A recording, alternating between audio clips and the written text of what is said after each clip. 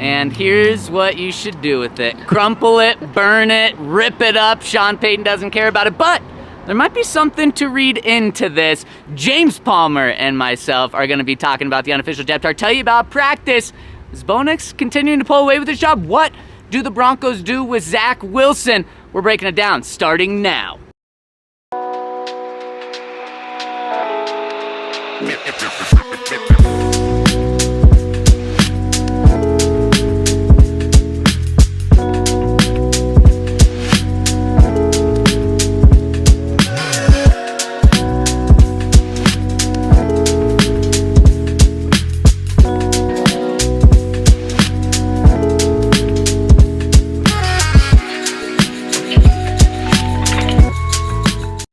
It's depth chart day, baby. We've got the unofficial depth chart. Oh, I thought you said death chart day. Death chart, I was James. like, whoa, what show is this? So we brought in James Palmer to be... Death chart. Yeah, what would you be? You would be our... Playing at the multiplex. Death chart. Yeah, He's the executor. Yeah. What's that called? A sacrificial media member.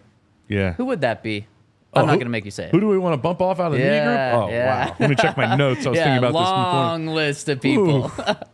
Man. And welcome into the DNVR Broncos Podcast. We're going to break down the depth chart. We're going to talk about Zach Wilson's future. Of course, we're going to break down today's practice, which Sean Payton was not happy about. And let's get into that after I give a shout out to the Toyota Lounge, which we're sitting in. And of course, driven by your local automotive front range Toyota stores inside the DNVR Bar. And thank goodness we got some sunshine with Jimmy Palm trees because... I thought you were talking about these tan knees. That's what I thought you were talking about. Did you get those on mountain biking or what? No, these are camp knees, man. That's true. But mountain biking too, probably. So, James, were you just as mad about practice as Sean was? I should say disappointed about practice. No, because I think a lot of what he's upset about, we don't see. Like a lot of it were mental errors, in his opinion. A lot of it were mental mistakes. Let's be honest. We break down every practice, and we're all watching. I got the, I forgot him at practice, and Zach brought him back for me. My binoculars with my huge strap. I look like a professional bird watcher, and we're zoned in on everything. We still don't know 40% of what's actually happening on the field when there's a mental error from this guy or from this specific player. Or they're not all glaring. The coaching staff knows. Nobody watching is knowing, what some of these mistakes are. So no, it wasn't. I'd like your opinion too, but it wasn't as jarring as it was to Sean as it was to us watching. Right, 100%. Okay, so I think they were due for a day like this. The way that he has been working them. I mean, these practices have been as long as every minute of the CBA has allowed them to have. Yep. The gassers at the end of practice, like as physical as they've been, and as much as he wants his team calloused, it might be his most frequently used word during training camp is calloused. And so I think they were due for just a day where it's just like, man, a lot of times mental mistakes happen when what is happening? You're physically exhausted. Yep. So I think that's probably part of it. But I think one of the biggest things you need is when things go wrong, you need to see how players react, especially when you got position battles and especially when you have a rookie quarterback. When things don't go right with the offense, I'm assuming there's mental errors on that side of the ball. Yep. Let's see how Bo Nix bounces back because I want mistakes. Yep. Does that sound crazy, guys? I want mistakes in practice. No, and you told us last week about how the Chiefs and other teams approach Niners, practice. A lot of these other teams are like, push the ball. Push the ball a little bit. Try to find a way to, try to fit a ball into a spot and then see if you can make that play. And if it gets picked, I guess we found out we can't do that. I'm going to cross that one off on the game sheet. Exactly. And then with a rookie quarterback, it's when you make that mistake, what do you do then? Right. Like, how do you bounce back? That's one of the major things they're evaluating right now. So let's see how Bo Nix looks tomorrow. I think that's going to be exciting because when things go wrong, coaching staffs, specifically young players, want to see what you do the next day. And what does Sean keep saying about this roster? It's young, it's energetic, it's hungry, but it's young. And so he wants to see how this team responds. Those other teams you mentioned, teams that have been to the Super Bowl recently, maybe Kyle Shanahan and Andy Reid push him a little bit, but he doesn't really need to see the mental makeup of a George Kittle, of Patrick Mahomes, of a Travis Kelce. No, that's a totally different team. And Sean is putting them through the grind. James, they just wrapped up the 12th practice of training camp. But more importantly, they just wrapped up their 8th practice in 9 days, where all but 2 have been in pads, and the only reason those weren't in pads is because the CBA says you can't put them in pads. But the one was before their pad day on scrimmage Saturday, which was pseudo scrimmage. All of us thought, as long as that walkthrough was in the beginning, I'm like, oh, this is going to be a shorter practice. This is going to be some mental reps, and then we're really going to get after it on Saturday. They're banging out there for 2.5 hours. Yep. Like, I think every corner where we thought maybe he cuts it a little bit, Sean Payton hasn't done it. No. So I wasn't surprised that there'd be a day that didn't live up to Sean's standards mentally. And you know what? If I told Sean Payton, okay, Sean, you're gonna have 11. Oh, he'll love this. Okay, you're gonna have 11 good practices, mental practices to start. The 12th one, you're gonna just say is okay. I think he'd sign up for that right away. I think he might. Yeah. I mean, but I also look at it and go like today was a lot of situational football, which you have to have down, but it's a lot up here for sure. Short yardage is very precise. So also their criteria today was probably more mentally driven than a lot of other plays in football. So that could play a part in it as well. Yep. And there are teams around the league that I've been with where it's like when you get into really heavy situational football, like you tone down the pace a little bit.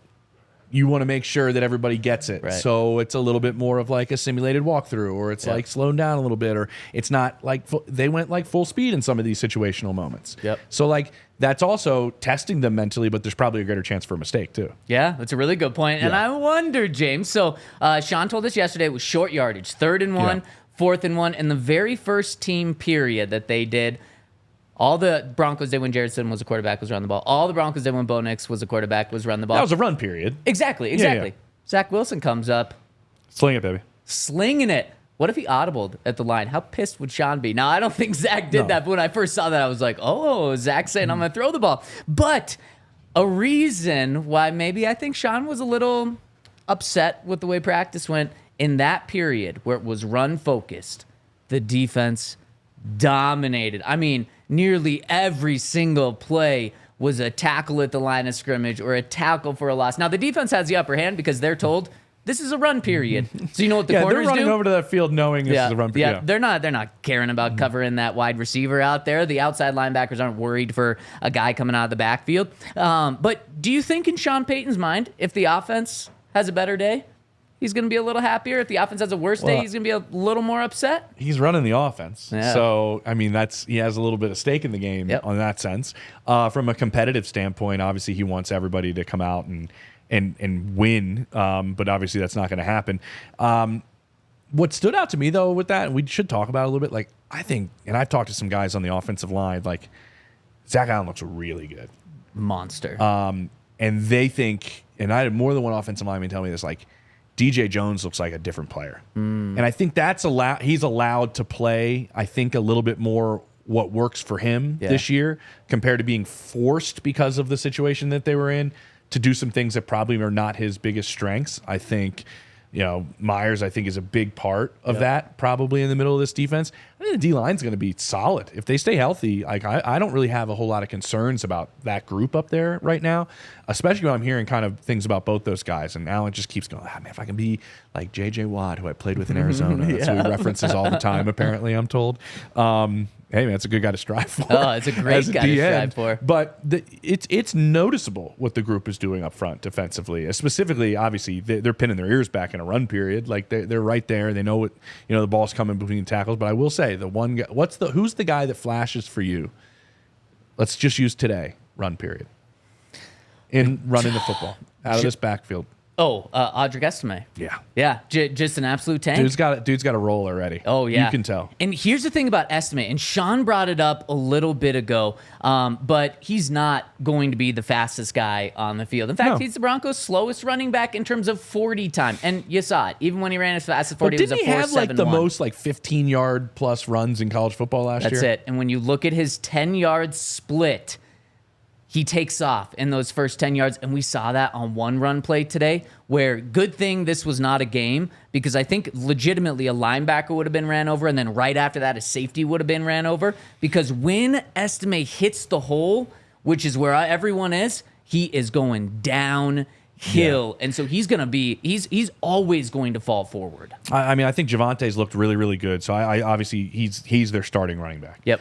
But when I say Estime has a role, I go back to when we were standing at the podium. I think this was, I don't know what day this was. They're all running together by now.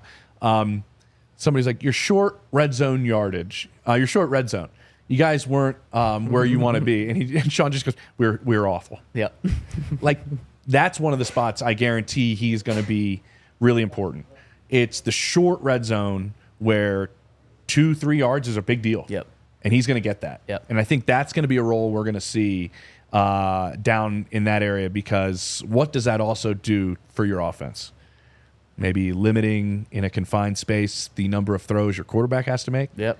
It's pretty good for a rookie quarterback out there, or if it's Jarrett Stidham, like you want to limit chances for mistakes specifically in the red zone. Never take points off the board. Right. If you can run the ball well down there, that's going to help everything, and I think that's going to be one of Estime's roles. Like he's one of those players. I have like a list of like 5 or 6 guys where I'm like every day there's like a play, probably 2 of this group, and he is in that group. Yeah, and I think the coaches are trusting him, and that's going to be absolutely huge. And James, there might even be a third down role that's open because Samaje, and we'll talk about the depth chart, Samaje is listed as number 2 running back on this team. Mm-hmm. Not a lot of people are convinced that he is a lock to make this team right now. And if you don't have Samaje, he played a massive role with the Broncos last year in the 2-minute situation, whether it was in the first half or the second half, where he was just catching the ball 5 yards down the field, and we heard Sean talk about it. You have to bring the chains out to see if he got the first down, but every time he got the first down. He did. Like, it is funny because he, like, second half of the year, it was like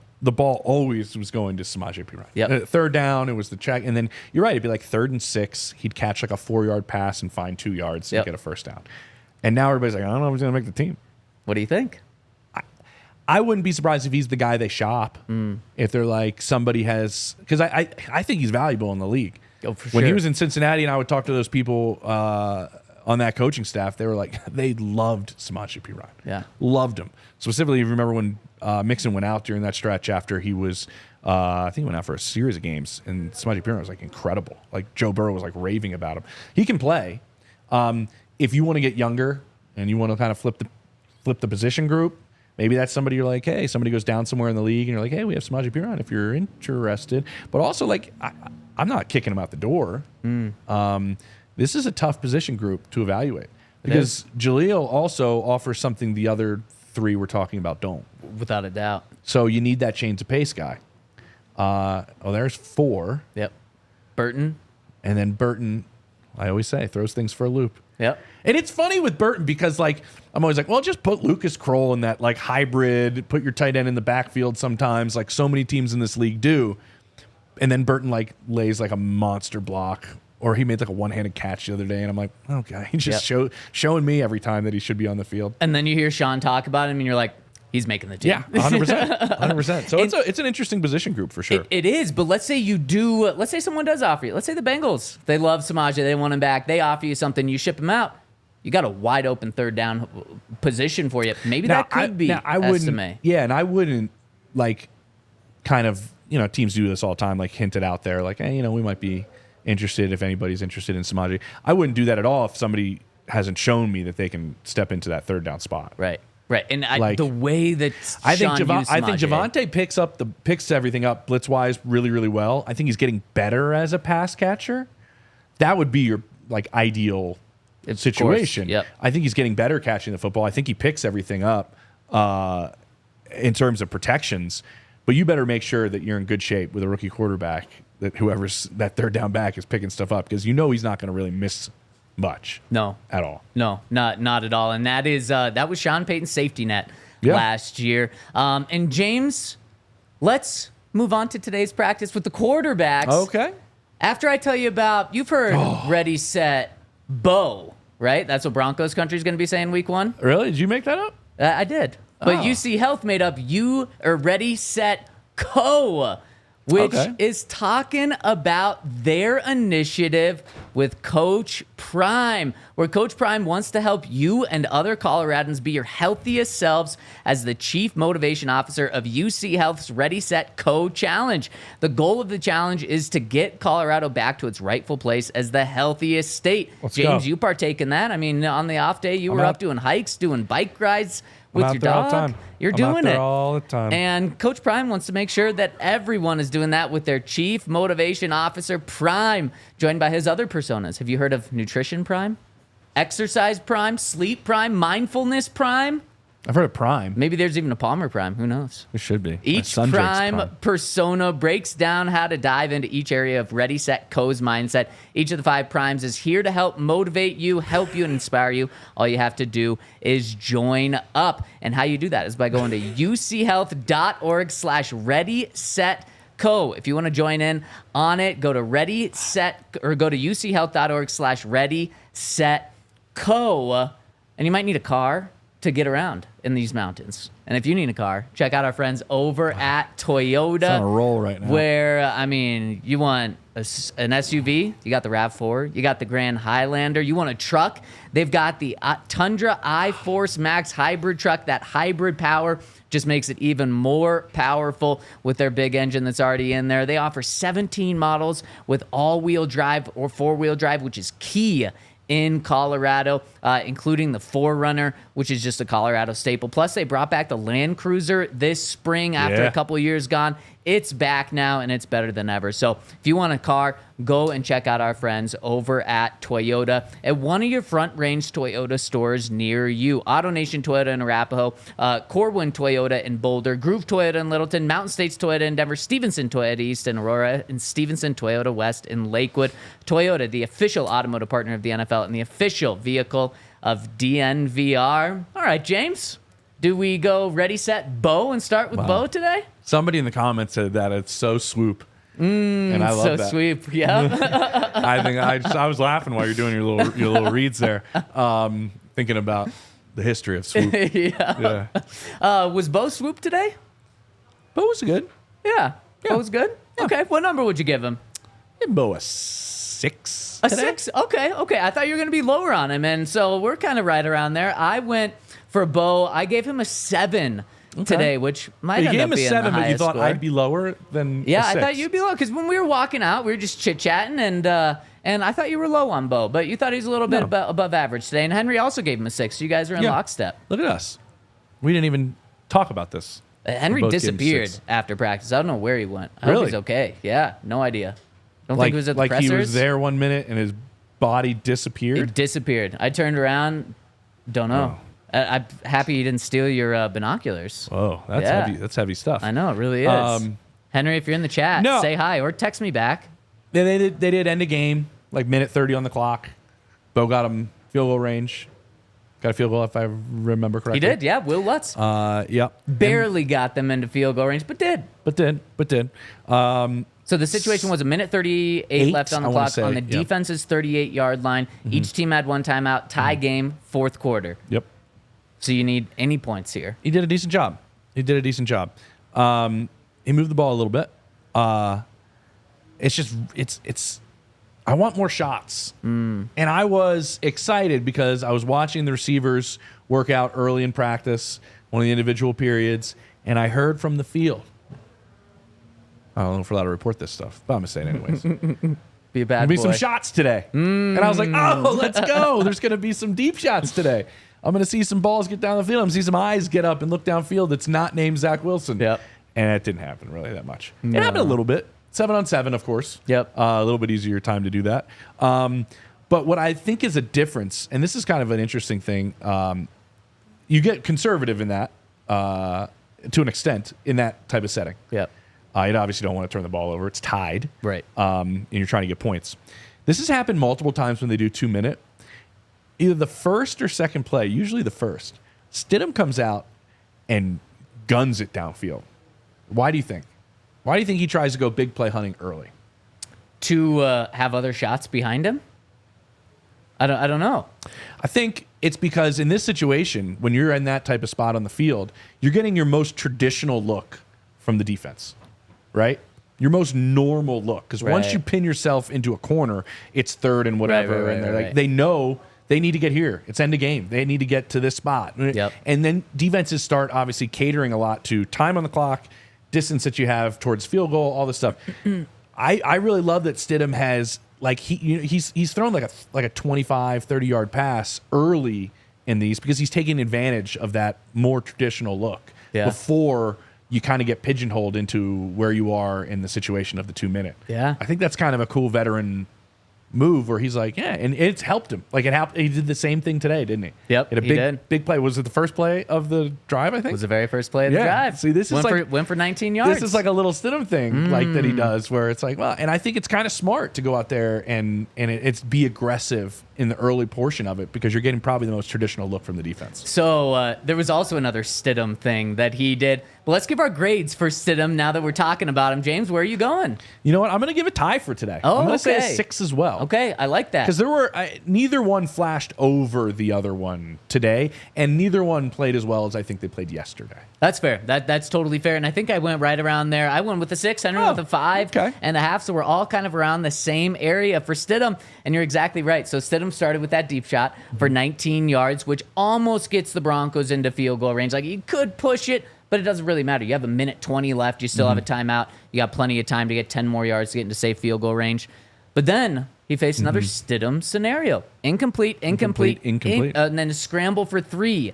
So it's 4th and 7 from the offense's 40. 57-yard field goal. Do you punt the ball? Do you go for it? I think what do you do in a game? It's tied. There's like 51 seconds left. If there was that amount of time, would you have thrown? And you had your timeout still? No, because at that point, I think you might try to get a couple yards and burn some clock so that if you don't get in better field goal range, you can kick a field goal. I don't with no think time you would have left. put yourself clock management wise, and Sean's very good at this. This isn't like some past head coaches. He can peanut gallery. I don't think he would have left himself with that decision with that amount of time on the clock. I don't think Sean would have done that if this was an actual game.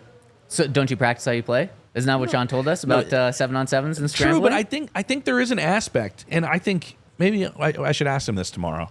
Like, you're gonna adjust some things just to see certain things, right? Like, Right. Let's For see. sure. Let's see if Jarrett can just throw it Yep. us into. You know what I mean? Yep. It's a little bit different. Well, Like, and I'm that's- curious if that happens. I'm not saying it does, but I would assume it does. Well, and I think there's 2 scenarios here that showed us that Sean just wanted to see how the team reacted, how things went, because on 4th and 7, well, what are you doing? If it's 4th and 7 from the 40 with 50 seconds left, are you punting? No, You going for it? going for it. If you Tell- don't get it, though, Hey, you're telling VJ, guess what? Let your boys go out there and make a play. okay, I like that. Well, that's what Sean did. So maybe this was game-like scenario. And Stidham not only converts, he hits a 32-yard pass to Courtland Sutton, and something happened on defense. Either they were so caught off guard, they were only playing to the sticks. There was a miscommunication because Courtland was wide open. And Stidham did the smart thing, the veteran thing here. He didn't try to lead him into the end zone for a walk-off touchdown. He threw the ball short. Courtland dove for it short just to make sure that he was going to catch the ball. Yeah. Get the completion. Yep. Because then the Broncos are 1st and goal from the 8. And you know what Sean said at that point with 51 seconds left? He said, we're done. I don't need to see how this finishes. The offense is going to win. That's what he did.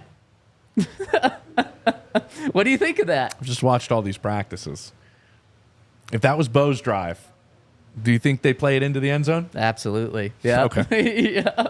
I'm just curious. So do you think that means Sean has more trust in Stidham? Wants to see how Bo handles a 50-second situation? That's what you're saying. That's what you're saying. I see the look. That's not what I'm saying at all. That is not what are I'm you saying? I'm saying Is that what you're saying? it's like you said earlier, like, oh, maybe it won't, like, would they really throw 3 times in a row? Like, Bo got an extra down the other day during the 2 minutes. What are you saying? There was a neutral zone infraction. No, there was that one, and then there was another just free down. So, like, I think we can adjust some things if we'd like to, is what I'm saying. Oh, so I see what you're saying. I'm picking up what you're putting down. So Stidham completes that one, where obviously completes. I mean, they would have been able to easily get the field goal there. And then Bo's turn, not as It's very check down. Yeah, very check downy. And then here's the other It's not situation. a term, but I'm going to bring that up. Very check downy? Yeah, very check downy. Very Robert check downy. But isn't that supposed to be Steady Stidham? Isn't he supposed to be Mr. Check Down? I don't know, man. No balls are going downfield. Yeah. Outside of Zach, you're right. Outside of Zach. And then so at the very end of Bo's, they're in 2nd and 10 from the offense's 34-yard line. So 51-yard field goal or so right here. 26 seconds left. They have a timeout. Keep that in mind. They have a timeout. Bo hits a short completion for a couple of yards, so now they're within 50 yards. Easy field goal, 20 seconds left on the clock. Instead of calling a timeout, Kicked it. Sean goes hurricane. So, which means the special teams runs out. So clearly Sean was trying to see if we're in this situation. This goes back to your point where you said, don't you want it to be game-like? Right. He's just changing if it's stuff on the game-like, fly. you're calling the timeout, and you're giving Will Lutz time That's what you to do. settle. You change stuff up to see certain things. Yeah. And then Will Lutz comes in and nails the 50-yard field goal. So Stidham and Bo complete that. And I think they were both like pretty equal throughout the rest of practice. Both had a touchdown in 7-on-7. Notes here. And what else stood out to you about those guys, James? I'm looking at my notes here. Look at you. You go old school just like Hank. What do you mean? But with the paper, pen and paper. I just go iPhone. You go old school with, the pen and paper. That is old school, James. Yeah. Your kids probably don't even know what like pen and paper is. Yeah. Do they write cursive? My son is an artist. Wow. Okay. Paper all the time. Does he do Our art? paper bills through the roof. He doesn't do art on an iPad? That's not He where the can art do that. is? It's like three. That's like he does graphic art and 3D art on the iPad. Yeah, he crushes it all, man. That is impressive. I don't watch James Palmer and Terrell Davis draw the Broncos logo together and get them compared. That's coming up on Broncos.com in a little while. Oh, was this inspired from Bo Nix? No, this was inspired due to Detour, if you've ever seen his work around the city. Which yeah. Incredible. He had that great mural of Jokic and Jamal Murray. Yep. Remember that one? Yep. He did that one. He did all the murals inside Mile High. Yep. If you ever see the one that's in there that's amazing of all the Hall of Famers. Yep. It's incredible. That's incredible. So we did it right there, and he judged us on our drawings. Whoa, my son did Was not there a get- winner? Oh, it was easy. It was a clear-cut win. Well, the way you're talking about your abilities, I'm going to take TD on that one. Bingo bango.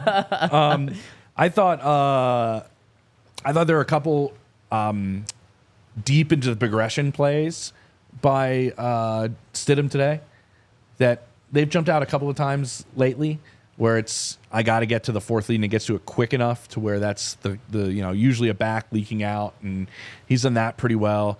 I think Bo had a couple pretty decent balls today. I don't think they were helped by the receivers as a whole. Yeah. Today, kind of back-to-back days of that. Ball. Let me look. The one to. Oh, Stidham had the great deep shot. It should have been a touchdown. It hit Josh Reynolds in the chest. Oh my goodness! Pretty decent coverage. Yeah, Chris Abrams drain. Yeah, which was interesting. Yeah, decent coverage, but I think you got to catch that ball. That was a good ball.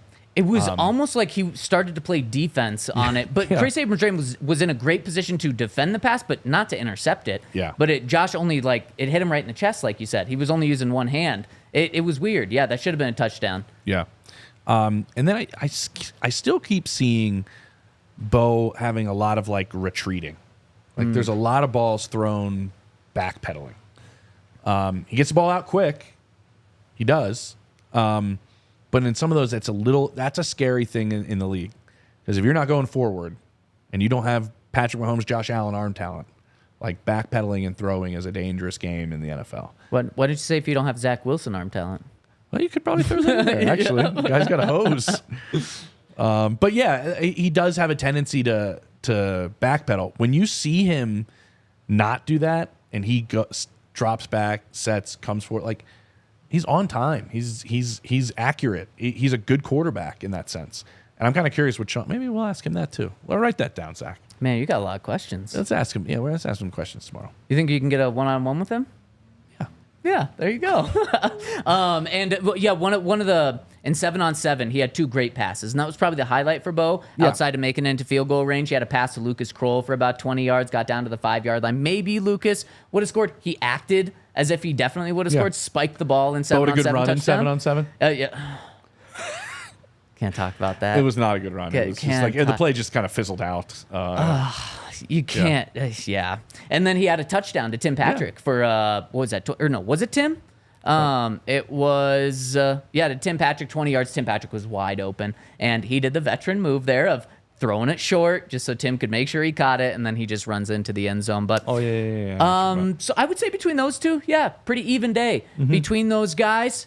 But let's talk about Zach Wilson. Not only his day today, if he's trending up, if he's trending down, and James, what his role is, because he might be the most interesting backup in the league. At least the depth chart says he's a backup. Is that going to be his role? Let's break down Zach Wilson's future with the team after I give a shout out to our friends over at Indeed.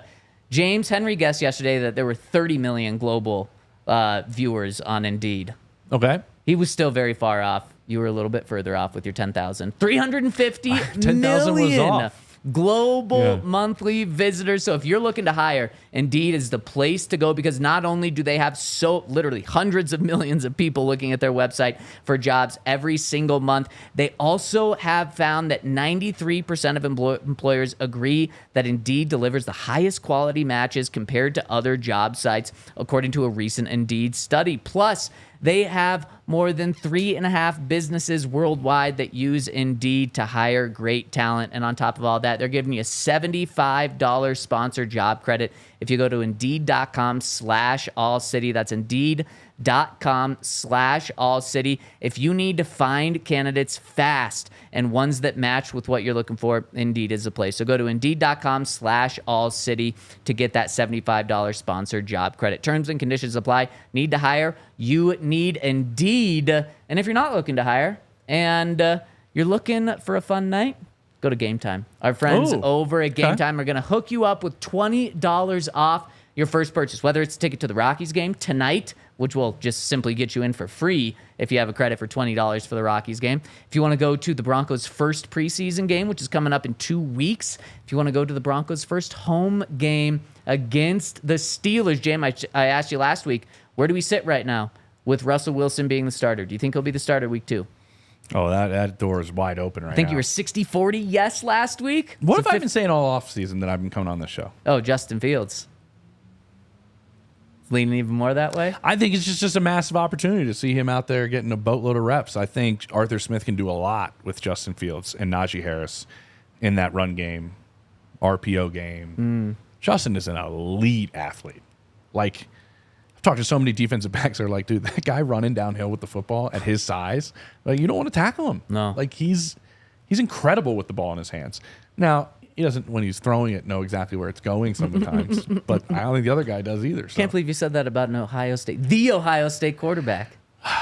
Well, he was good at Ohio State, and he's a great athlete. He's still, hopefully learning the quarterback position. But there's a window right now for him for sure. Yeah, with Russ having some time on the sidelines. Man, him and Najee Harris just going downhill, burning clock. What if they got Brandon Ayuk then? Oh man, they had him and Pickens and apparently Steelers are back in it. What do you mean back in it? Well, yesterday it seemed like they were out of the Brandon Ayuk opportunity. Now it seems like they're back in it. It's complete. I don't know where we're going with this, but it would be completely out of their organizational trends to go get Brandon Ayuk. They just never have done it. They just they groom their own receivers. That's what they do. They don't really go out big game hunting at the receiver spot. They've never done it really in the history of their franchise. So I'm not saying they won't do it. I'm just saying if you look at their track record as an organization that has only had like 3 head coaches ever, which is insane. Broncos have had 3 in the past, 4 years? Yeah, something like that. And it's just not what they do. They don't really do it. That's fair. So where does he go? I don't know. I still think there's a chance he goes back. I really do. The Debo stuff got very contentious last year, and he came back. Yeah. This is just really hard because you got to do 2 things at the same time. You got to negotiate the trade and then negotiate the contract. Right. So you got to, there's a lot that has to happen for the trade to occur. Yeah. And they could essentially keep him 3 years. He's in the last year of his deal, and they can tag him twice. Yeah. If they wanted to. And if he starts holding out, that's a lot of money. That's a lot of money. Yep. Brandon. But he's a 1. Like, there's enough people I've talked to around the league. I think he is a number 1 receiver. Yeah. I mean, 1,300 yards last year. Yeah. Broncos would take a 1,300 That's yard 3. receiver. He's got 3 straight over 1,000. Yep. Yeah. Really impressive. And you talk about how complicated it is with that situation. Nothing complicated about our friends over at Game Time. Just download the Game Time app. Use that code DNVR for $20 off. Terms apply, but they've got the Game Time guarantee, so you know that you are going to get the best price out there. Rockies are playing at home tonight. If you want to go, use that Game Time code DNVR. All right, James, let's start small here. Zach Wilson score for today. Well, hold on. Like I don't know if I should do this, but I sit and I read these comments. Oh, yeah, you should not. While you're doing the ads, because I just kind of got nothing to do over here. So I just kind of chill. It's a dangerous place to go sometimes to Twitter chat. just chill. Like, can we scroll up just a little bit? Uh-oh. Not the Jimmy Palmtrees no, one? go down a little bit. No, I see that one. The Palmer's a Mahomes lover. I get that. I don't know who else. Like, let's all dislike the best player on the planet we've ever seen. Like, a terrible take. The ones about Bo Nix's arm strength. There's like, what's that? 1s and 0, right? And then there's one, and then there's one further down too, about how, like, where this narrative come from about us saying that he doesn't have elite arm talent. There's one. Yeah. So many off-platform throws past 30 yards. No, you're right there. Yeah, all that stuff. Like, it's insane that we're saying this, like, that he doesn't have elite arm talent. Like, you know who believes he doesn't have elite arm talent? Who? Almost every single quarterback evaluator in the NFL. And guess what? You can be a good quarterback without elite arm talent. Yeah. Like, that's fine. Like, you can be. I'm not here claiming to be, like, a quarterback whisperer. Right. But I think I know the right people to call. You definitely do. Around the league. I've seen who you talk to when it comes to quarterbacks. And they unanimously believe it's not elite arm talent. But that's fine. Guess what? He's really good in some other things. It's not elite arm talent. Did Drew Brees have elite arm talent? No. Did Peyton Manning, at least his time Drew in Denver? Brees now? He can't even have a catch with his kid with his right arm. Like, barely works. Wow. Yeah, poor guy. He's doing okay. Yeah, he's still fine. He's doing just fine. Peyton never really had, like, elite arm talent. At least in Denver, he certainly did not. Denver definitely didn't, but he never really had, like, elite arm talent. Right. There's plenty of guys in this league that have been unbelievably successful. Go look at the money Phillip Rivers made and the games that he won with, like, nowhere near elite arm talent. Yep. Like, you can win games and you can be a really, really good quarterback in this league without elite arm talent. Right, 100%. And vice versa. You can have a great arm. Especially in this offense. Yep. And that's it. Drew Brees, Sean Payton. Like, that's the other part. Like, he actually doesn't really need it in this offense. Right. Okay. That's my small rant. It's about fast decision making. It's about decision making. It's about accuracy. Like, I think Sean makes a great point that, like, you can be inaccurate on deep throws. There's a little more wiggle room. Right. In his offense, where it's a quick passing game, a lot of the stuff is tight. Like, Bo's really good at that. Like, he is. He's really accurate. And that's what fits this system. So if he fits the system and fits what they want him to do, yes, the elite arm talent's awesome. Would you rather have him have elite arm talent or elite accuracy right now? It's not for even this close. system? Elite accuracy. Okay. Honestly, for any system, I'd rather have that. And that is what Bo has. Yeah. I mean, here's the one thing. Like, and this is the one, when I talk to all these evaluators, there's two things that come out. One, a lot of people believe it is very, very difficult to improve your accuracy. If you're an accurate quarterback, you're just probably an accurate quarterback. You can get better, but it's tough. Yeah. You can get stronger. There's definitely enough people in this league that do believe you can get your arm strength up. Look at the pipes Brock Purdy's got going on right now. If you've checked out 49ers camp. Yeah. Like, you can increase your arm strength for sure as you get older and develop and things like that. And there's ways to do it. I think accuracy is a harder thing to attain. And I think Bo has that. And that's one of the things that just made Josh Allen such an anomaly. Yeah, he's the outlier. Big time. He's 100% the outlier. And that was a conversation that a lot of Broncos country had with Drew Lock. Well, Josh Allen did it. So can't Drew Lock do it? There's really only one Josh Allen right now. Josh ruined it for everybody. He really did, Yeah. Yep. Just the hope that people have. It's going to be interesting to see with Anthony Richardson. He was not accurate at Florida. And the Broncos played them late in the season, so that'll be an interesting one. All right, so speaking of elite arm talent. Yeah, this guy's got it. Zach Wilson's got it. Got What good grade would you give him today? Then let's talk big picture. I think we're going to be off on this one. I'm going to say 5. Oh, wow. We are not off on this one. I went 4.5 on this one, and I was going to go 5, but then just because Zach wasn't able to lead the team at the end of the period to success, I knocked it down to a 4.5. Henry really low on him at a 3.25. Any things that stand out about Zach Wilson's day? Yeah, and I want to make this a little more broad picture. Yeah. Not just today, because I don't think, I said you when we were leaving practice, I'm like, I don't think we talk about Zach enough. Like, you guys do this every day. Might as well mix it up. We don't talk about me enough. What's my future, James? Oof. Because he's Zach. Is he Zach? Yeah, I'm Zach. Wait, you only like ZAC, right? Yep, that's it. What do you think about the ZACKs? Like Zach Morris. Yeah, that's weird. That one's weird. It's a little too different. The ZACH is weird too. That's just Zach. Yeah. But the rivalry you guys all got. I think as a whole, camp has been better for Zach Wilson than I thought it was going to be. I also believe it's better for him than probably people in the building thought it was going to be. And I think that's pretty interesting. I'm not saying he's going to go out there and win the job week 1 right now, even though he hasn't been told he's out of the competition yet. We're all seeing a little bit of how the reps and things are being divided up. I do believe that they're pleasantly surprised with where he's at. This is a reclamation project of a kid that probably had a lot of things he has to get right in quarterback rehab before he gets himself back right. I think it's a good spot to be in for him and for the Broncos. I think this has been a quietly decent camp for Zach Wilson. I think that's a great step in the right direction. And it's been quiet because he's kind of followed the exact same trajectory. God, I hate these chairs. They're not comfortable. Yeah, no, I slide down in them. Yeah. And I feel Your so posture small. looks bad. Oh, man. Your middle looks... Yeah, I feel like it looks all... not yours. Like you like chicken wings in the middle. Yeah. It's been quiet because he's had the exact same trajectory that Bo Nix has had, but everyone's going to talk about Bo Nix's trajectory. The very first week for Bo Nix and Zach Wilson, what did you expect? At least in training camp. I think Bo was like fine. Zach Wilson was also maybe a little not underwhelming because the expectations weren't high, but a little below. Bo, last week, Bo really trended up. Yeah. Zach Wilson trended up, and our scores also reflect that. This week, kind of the same thing. Zach Wilson has been on an upward trajectory, and isn't that all the Broncos could ask for right now from Zach? Yeah, progress is what you're looking for. We know where this was.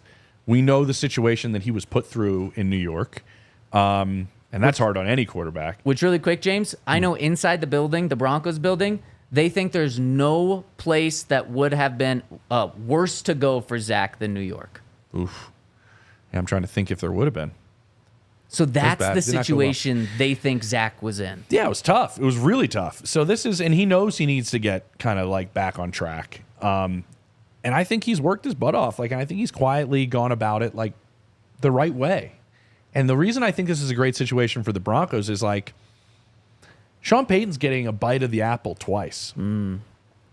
I have my 12th overall pick that I want to groom, and I think has a lot of the traits that I think can be successful in this system, and I handpicked him in the draft. Then I got a number 2 overall type talent that has some things that we need to figure out.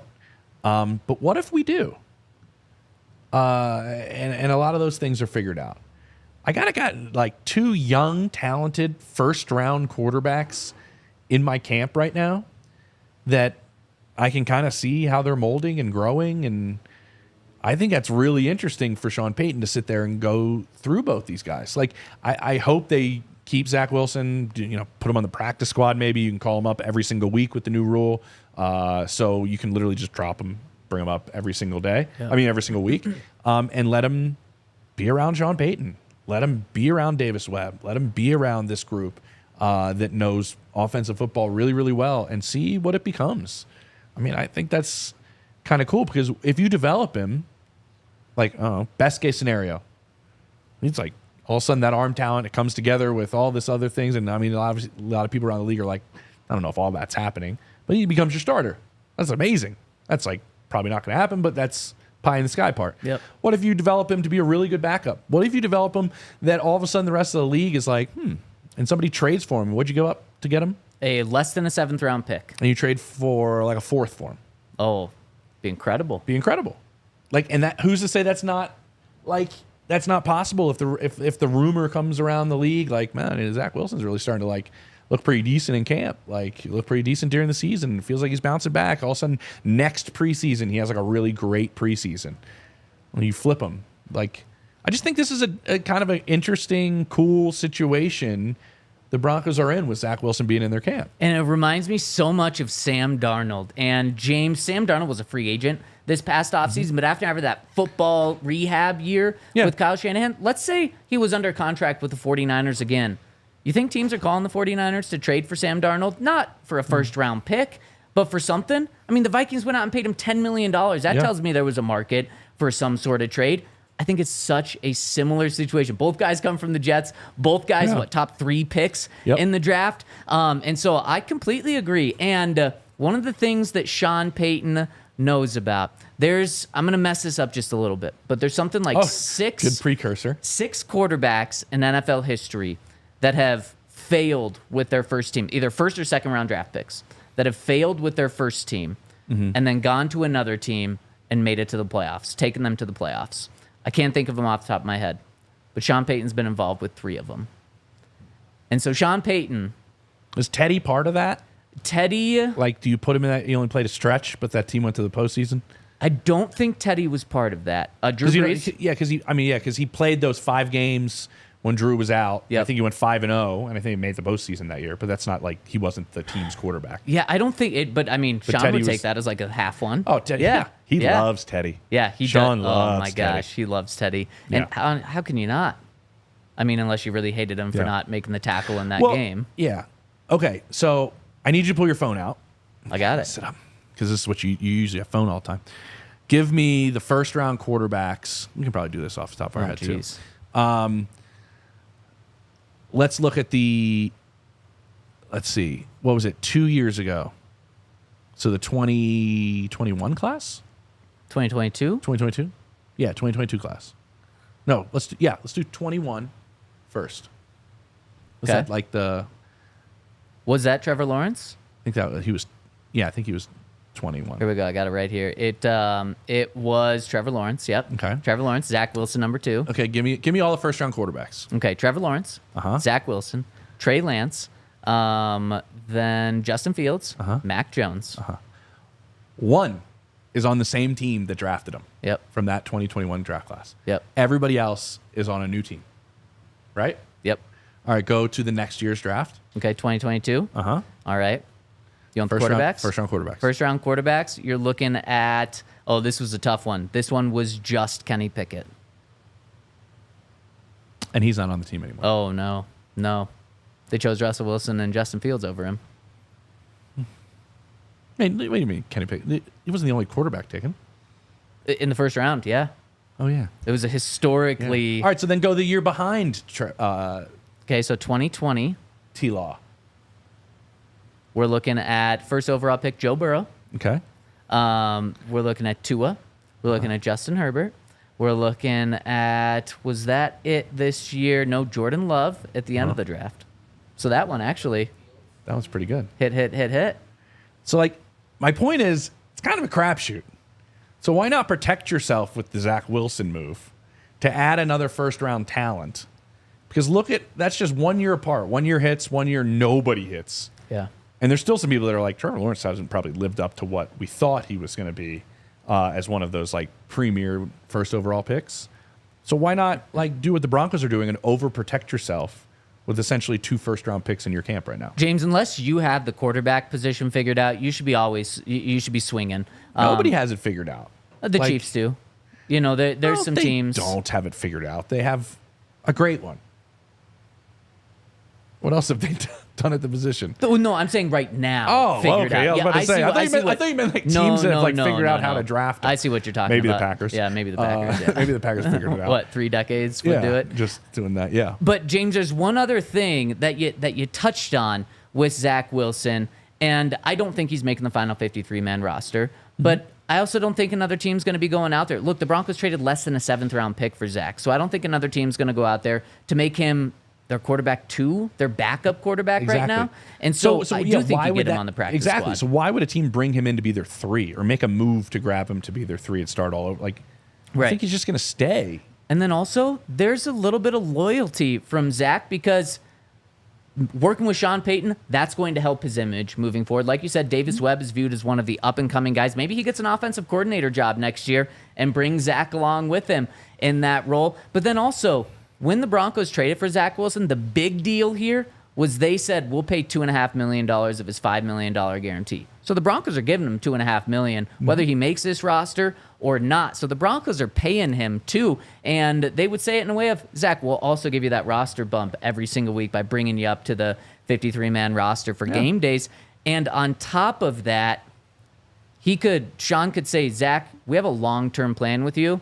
You're our backup quarterback next year. And if you develop well and Bo doesn't, you could be in play for our starter because Jarrett Stidham, I fully believe, is going to be the backup behind Bo Nix in front of Zach Wilson. But Jarrett Stidham's a free agent after this year. The Broncos got a deal for Jarrett Stidham at $5 million a year. He could go out there and probably get $10 million a year to be a backup. Some $7.5 million somewhere. But the Broncos getting 10, but yeah. The Broncos might not want to pay Jarrett Stidham to remain their backup quarterback if Bo Nix develops into the starter for next year. And so they could say, look, Zach, we've got a great role for you next year to be our backup. Yeah. So, like, everything we're pointing at is, like, this is not a bad position that the Broncos have put themselves in. Right. And it's not a bad position Zach Wilson's put himself in either. There's obviously a risk, but I don't think there's a whole lot of, like, what's the word for it? Like, consequences to taking this risk. No, not at all. So I kind of like it. I kind of think it's been fun to watch, honestly. Yeah, I do too. And something else that was fun to watch was Sean Payton on the podium talking about the depth chart today, James. Oh, yeah. Before we round out the show, we got to talk about the all-important depth chart after I tell you about our friends over at Coors Light, where, James, if you need to chill after a Sean Payton press conference where he's not happy with the questions, Coors Light is a beer you could reach for. Or after being out at a 96-degree practice today, Coors Light. Or after working a long day, Coors Light is a beer that you could reach for to chill. That's a beer we reach for over here at DNVR. And if you want to get Coors Light delivered straight to your door with Instacart, go to CoorsLight.com/DNVR. Everything about Coors Light is made for chilling. It's brewed chilled, it's bottled chilled, and of course, the cans and bottles are designed to let you know when it is chilled by those blue Rocky Mountains on the can, turn them extra blue when it's cold. So if you want a Coors Light, go to CoorsLight.com/DNVR. Celebrate responsibly. Coors Brewing Company, Golden, Colorado. I've also got to give a shout out to our friends over at Bet365, where if you use the code DNVR365, you deposit $10. You get to choose between either a get or bet and get offer of placing a $5 bet. You'll get $150 in bonus bets, or you can have a first bet safety net offer by placing a bet up to $1,000. And if your qualifying bet loses, you receive a matched refund in bonus bets. Whatever the sport, whatever the moment, it's never ordinary at Bet365. If you want to get some action on the Olympics, that's the place to go. I know Hank bet on Serbia when they were down today. They came back in overtime to beat Australia. Jokic putting on a show there in overtime. Almost a triple-double in international play is insane. So if you want to get in on the action, go to Bet365. Use that code DNVR365. And, of course, you must be 21 and older, physically located in Colorado. Please gamble responsibly. If you or someone you know has a gambling problem, once help, call or text 1-800-GAMBLER. So, James, depth chart came out today. Yeah. Jarrett Stidham, number 1. Zach Wilson, number 2. Bo Nix, number 3. What do you make of it? I send out the tweet when we got the depth chart with the end of it being #Parcells, because this is exactly what Bill Parcells used to do. Obviously massive mentor to Sean. And Sean's not alone in the early part of camp for that first preseason game, really not caring about the depth chart at all. Yep. There are some head coaches that have had their head of PR fill out the depth chart for the first preseason game. Yep. Over the years. I've been told that. Like, shows you how much they care about the depth chart. Well, didn't we hear Sean maybe say that's what happened today? Yeah, he was like, I just wanted to spend 5 minutes with Patrick instead of 40. Yeah. It really isn't something that they care about. Announcements during camp matter. He is now our starter. Like, that's important. Right. But these depth charts, it really doesn't matter at all. And I don't even think it's going to be entirely how reps go. Reps could be varied off of that. He just puts rookies as third string and that's what Bill Parcells did. And, we can overanalyze it all we'd like. I know people are going, it's Damari Mathis and Riley Moss up there tied for 1, I believe. Yep. And then Levi Wallace there on the 2. So I do think they took a little more time. If they're going to put an or on there, either or on first team, I think you put a little more time than 5 minutes probably. Yep, and there was a couple interesting things. Like, I thought for every position battle, it was going to be or. I thought the quarterbacks were going to be Zach Wilson or Jarrett Stidham or Bo Nix. They didn't do that, but it's because he wants the rookie to earn it. Yeah. Or honestly, he just doesn't want to spend 40 minutes on it. He only wants to spend 5 minutes on it. But then there was the center competition. That's one that's wide open. Mm-hmm. Luke Wattenberg is named the first team center on there. But Sean said, no, we like what we've seen from Luke, but that's still a very competitive position there. So Sean wanted to give 0 interest in the depth chart, saying, don't read into this. It's something we had to do by 2 p.m. today to get it out there for our first preseason game. So you're going to see a lot of hot takes out there about looking into the depth chart. With Bo Nix being 3rd, that tells you all you need to know. Bo Nix is not the 3rd quarterback on this team. He puts rookies at the end. And I think he spent about as much time on the quarterback depth chart as he did with the rest of the depth chart. Yeah, what I'm interested about is I believe there was a quote today where Sean did say Jarrett's going to be with the ones, and we'll see how the other guys get with the ones. Yep. Didn't he say something of that nature? He said Jarrett's going to have some time with those starters or with the ones, and we'll see about the other guys. Because that was interesting. It is, but also it's probably a little bit of how many reps are those starters going to play? What are those first couple drives? If the first drive they march down the field and they get a touchdown, probably a lot of those starters are out. Right. Then it's just like from a rep standpoint and drive standpoint, the other ones just didn't get an opportunity with the ones just because that's what ended up happening. Yeah. Because you got to worry about all these other guys and the reps that they're getting as well that are starters for your team. So that probably plays a little bit into what he's saying.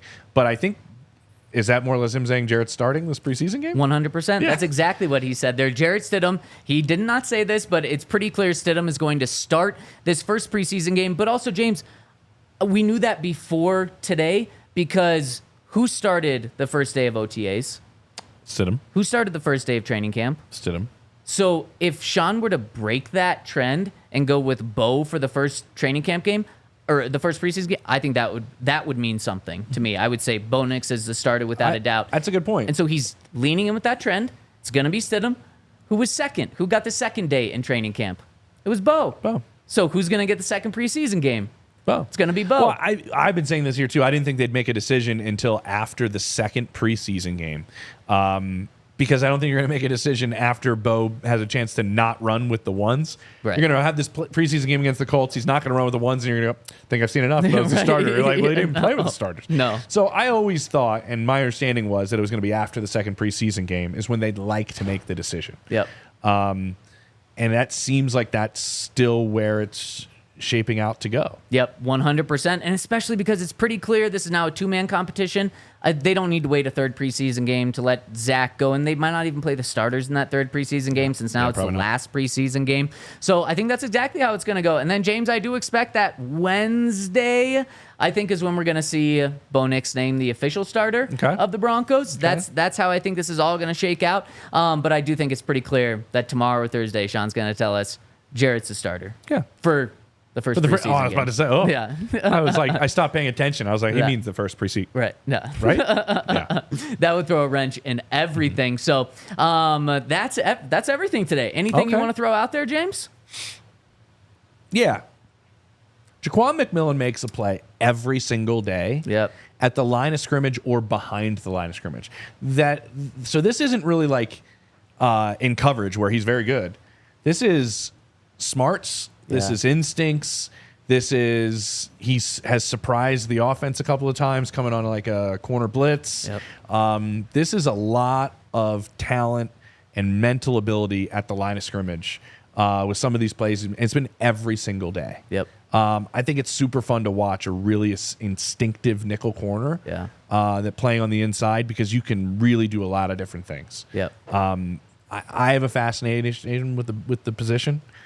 On our show at NFL Network last season, we were always having nickel corners on the show because I think they're so valuable to defenses now with tight ends and guys that play number ones play inside and outside so frequently. Your ability to play kind of like a linebacker tackler type of it's a really tough position, but it's super important. And if you have a really good one, it changes your defense. We saw Chris Harris and how dominant he was and how great he was as part of the no-fly zone in this Broncos team when that defense is one of the best, or if not the best, in football for a stretch. He makes like those type of plays every single day. Yep. It's been really fun to watch. And what was it? He became the first corner in Broncos history to have back-to-back-to-back sacks, or games with back-to-back-to-back sacks. So, yeah. And just insane. You know when he got his first sack? Last year. In his life. He got his first sack last year. So he's still developing that, and he's doing it at an exponential rate. Yeah. So I think He's that's fun a to great watch, person man. to bring up. He's fun to watch. He is fun to watch, and I think that is going to be a weapon for Vance Joseph on the defense. Agreed. All right, before we get out of here, let's hop into the Super Chats. First one from Mason Bates, who says, could we see a Stiddy trade with a preseason showcase? Unless there's like a major injury situation where somebody's in desperate need of somebody that can probably come in and learn a system pretty quickly and be that guy. I don't know how much you're offering, but I don't see it happening. But And I don't think the Broncos are going to give Stidham away, because one of the things Sean Payton's made very clear, he doesn't really care about the numbers game. Like, is it going to be, we have to only have 4 running backs. If there's 5 good running backs, he's going to keep 5 good running backs. And so he's made it all about getting the right 53, the best 53. Stidham is clearly one of the 2 best quarterbacks on this team. Yeah. So, and at the quarterback position, especially when you have a young guy, I don't think you're moving on from Stidham unless it's for an offer that just blows you away. yeah, unless there's just a rash of quarterback injuries, which, hey, that happened last year, if you remember. Yeah. I mean, I think more quarterbacks played last year than any other season ever. Yeah. So if something like that happens again, there's a team that could be in need. Yeah. And you just go, hey, Zach Wilson is, far enough along that we'd trust him for a stretch as the backup. Right. Let's take this 6th round pick or Man, that would be wild. That would be That'd be wild. real All wild. right. I don't see it happening. Last one coming in from our friend Bryden Troy, who says, what defensive rookie in training camp is catching your eye more and more every day? Get my roster out Defensive rookie. Simple. You can go Jonah Ellis? No, Thomas and Kuhn. Oh, yeah. He's another guy every day. There's something. Well, some days it's a fight, but he makes a play every day. Yep. Like he's in that group. Sean said it about Vele today, right? Yep. I got to find ways to get him some more reps. Yep. Because he flashes every day. Yep. The rookie.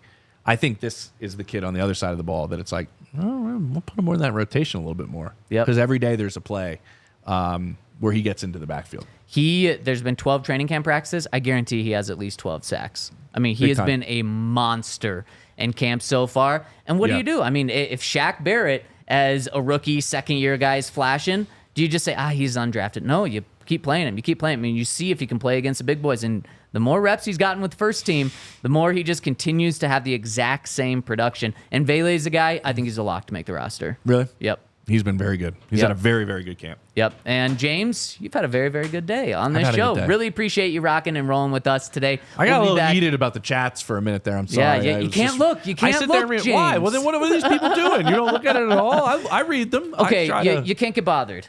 Well, I know I don't get bothered. I just wanted to call out a couple of them. I like it. That's what it's about. I like reading them. People are taking the time to write these chats. Yeah. Like, And look, people I agreeing wanna with you. read- I wanna Joe read says some of them. Incomm is a stud. Yeah, Having a great camp. Well, I appreciate Joe's take.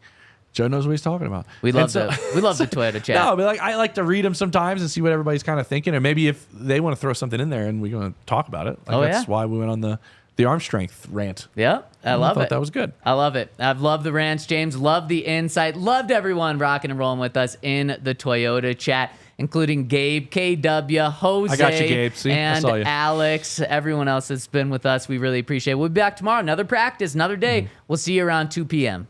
Later. We all silly like the mayor.